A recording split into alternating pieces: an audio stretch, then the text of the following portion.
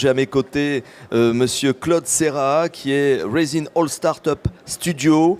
Nous allons accueillir deux autres invités que je vais peut-être même vous laisser présenter. On va donner le thème de cette rencontre, intelligence artificielle et entrepreneuriat. Donc de la deep tech intelligence artificielle à la start-up en intelligence artificielle. Un vaste sujet. Là encore, Claude, on vous écoute. Merci beaucoup, merci pour ce temps qui nous est accordé pour présenter un peu les challenges des startups en intelligence artificielle. Et aujourd'hui avec moi, j'ai demandé de nous joindre Philippe qui est entrepreneur et Raphaël qui est chercheur. Donc en fait, Resin AI est un startup studio qui aide et qui crée des startups dans digital science, dont en IA. Je voulais aussi remercier nos partenaires Cluster IA, qui est un groupe d'entrepreneurs en IA qui est extrêmement bienveillant et très dynamique sur la région. Je voulais aussi remercier l'Eurecom, qui est un partenaire scientifique pour le Startup Studio, qui a beaucoup de technologies en magasin et qui mérite d'être mise sur le marché, ainsi que le CEA, qui sont des partenaires de Resin AI, et aussi le Global Startup Studio Network, qui est une association internationale de startup studios qui aide des sociétés comme la nôtre à réussir. Alors, tout part d'un certain constat. Aujourd'hui, 90% des startups échouent.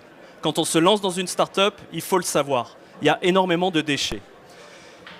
Et dans 42% des cas, c'est parce qu'il n'y a pas de marché. En fait, souvent, les entrepreneurs lancent une start-up sur de la techno pure, alors qu'en fait, il faut surtout trouver un besoin. Et c'est un fait, mais c'est comme ça, l'intellect, la personnalité humaine est faite ainsi.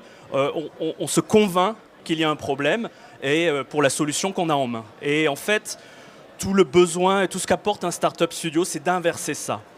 Je parlais du besoin en marché, mais il y a aussi le besoin en cash, qui est fondamental. On peut avoir une bonne idée, mais si on n'a pas le cash de l'amener au bout, eh ben, on n'y arrive pas.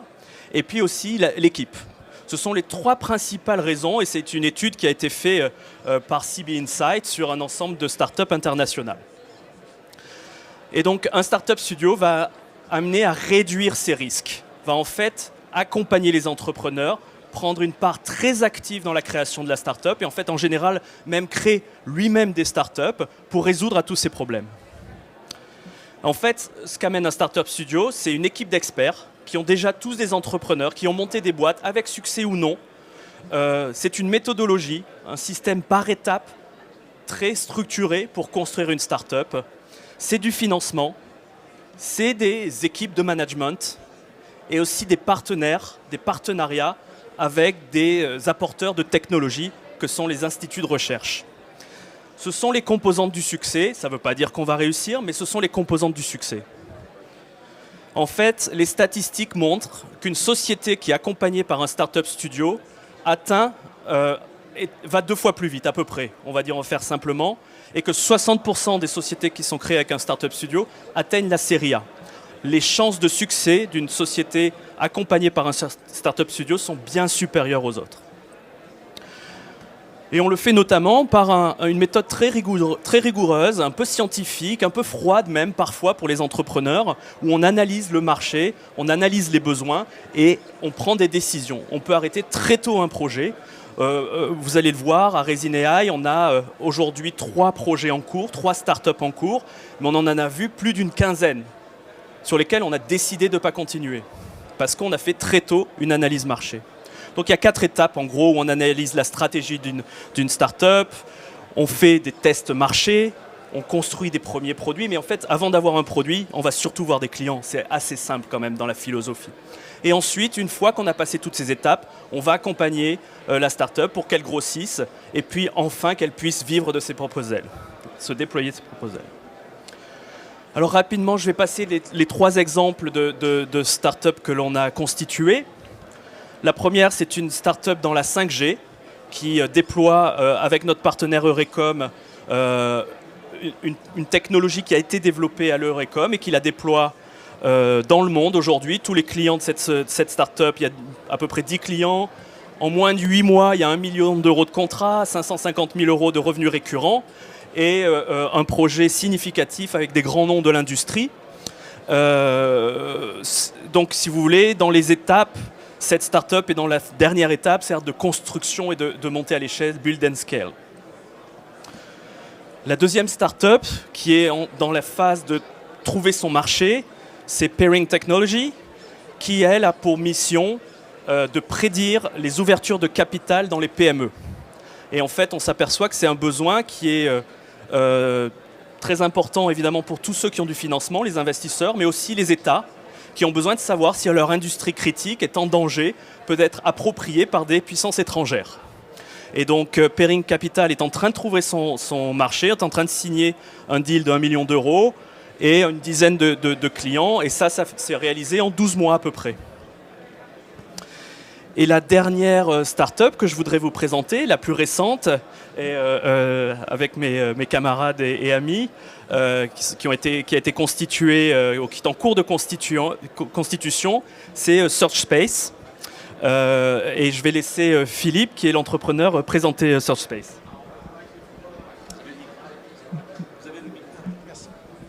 Bonjour à tous. Donc, merci Claude. Alors, SearchSpace, c'est une nouvelle expérience de recherche qui a été conçue pour les professionnels. Cela permet de réduire de près de 90% le temps que les professionnels passent à chercher. Ce qu'il faut savoir, ce qu'il faut comprendre, c'est que chercher, c'est à peu près 30% du temps que les professionnels passent pendant leur temps de travail.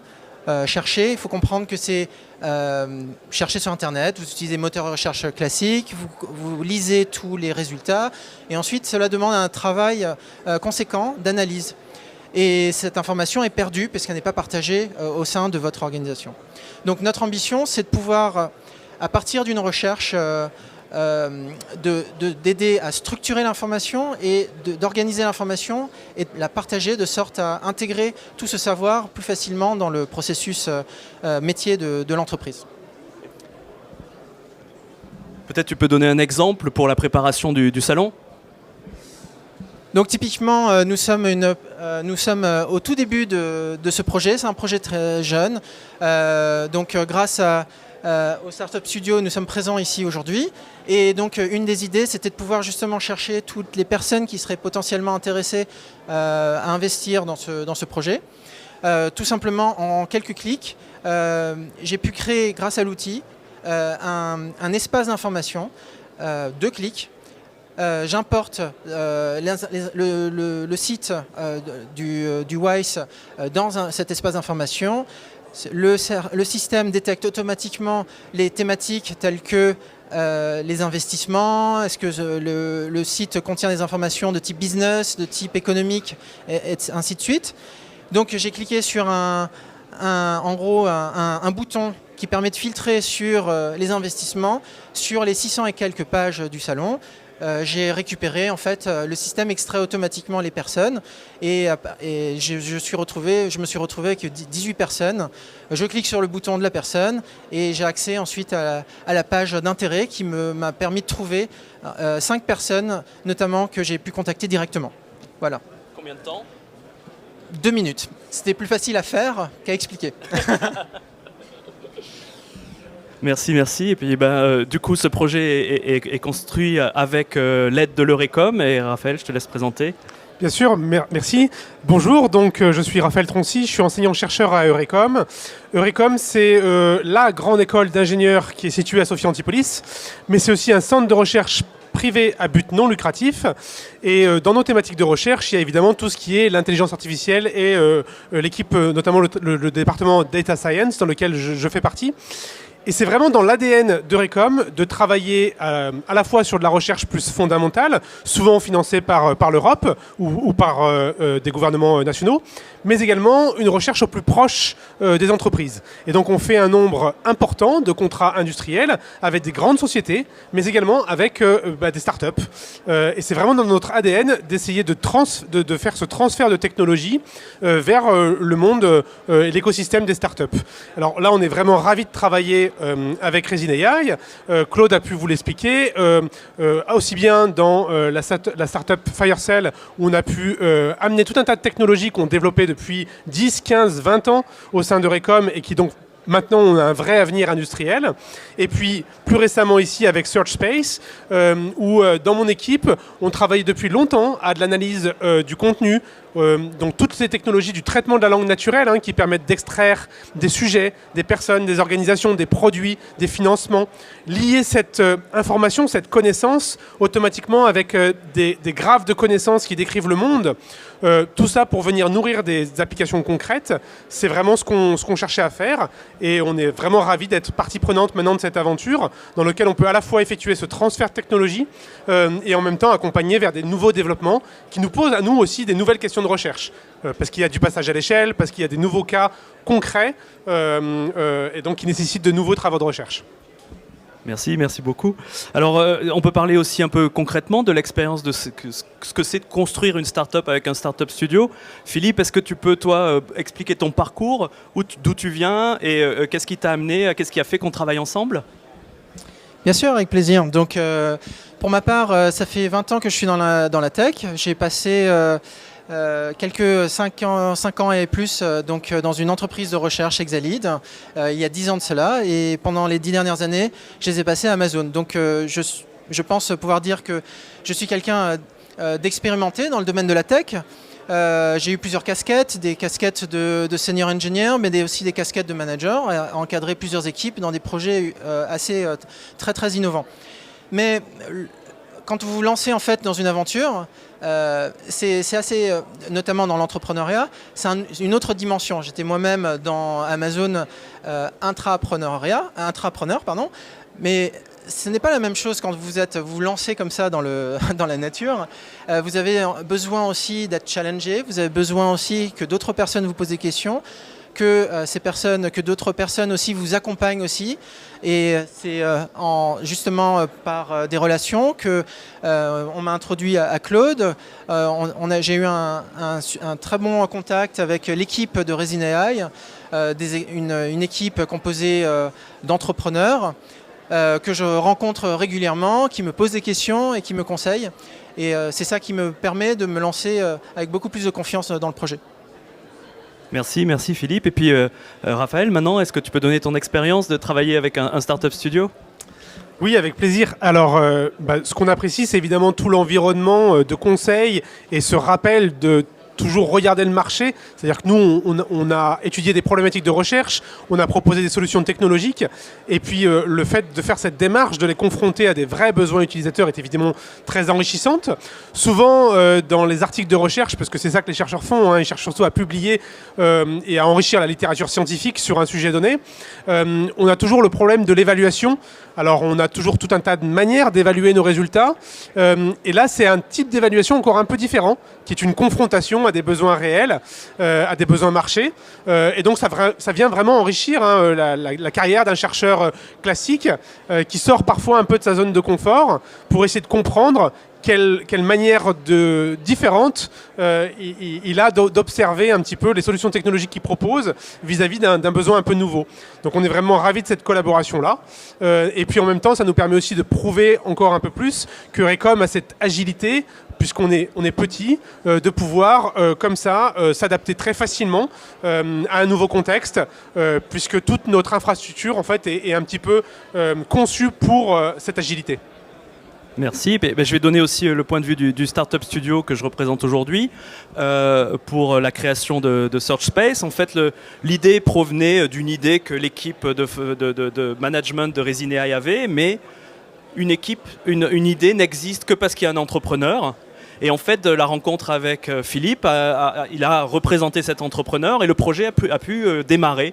Et donc, il faut vraiment des idées, certes, mais une méthode pour aller voir le marché. On a construit ensemble cette analyse, puisque avant de développer quoi que ce soit, on a fait une 50aine d'entretiens avec des utilisateurs divers et variés pour vraiment bien comprendre leurs problèmes, avant même de déposer une seule ligne de code.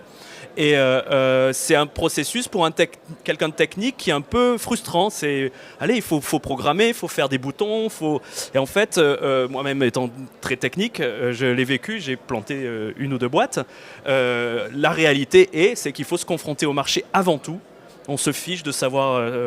Et après, la techno va suivre. On va trouver des gens, comme notamment à l'Eurecom, qui ont des technologies, qui savent résoudre plein de problèmes, en fait. Et je pense que la faisabilité technique est moins importante que le besoin marché. Et quand vous verrez l'outil, je vous invite vraiment à venir le bêta-tester. On lance un programme de bêta-testeur. Le produit est évidemment en phase bêta et donc on attend vos retours. Et ceux qui sont en bêta-testeurs auront l'utilisation du produit gratuite à vie. Et vous verrez, on ne voit pas de technologie en fait. On ne voit rien, on n'a pas conscience que derrière il y a une IA particulièrement sophistiquée. Ça semble même évident.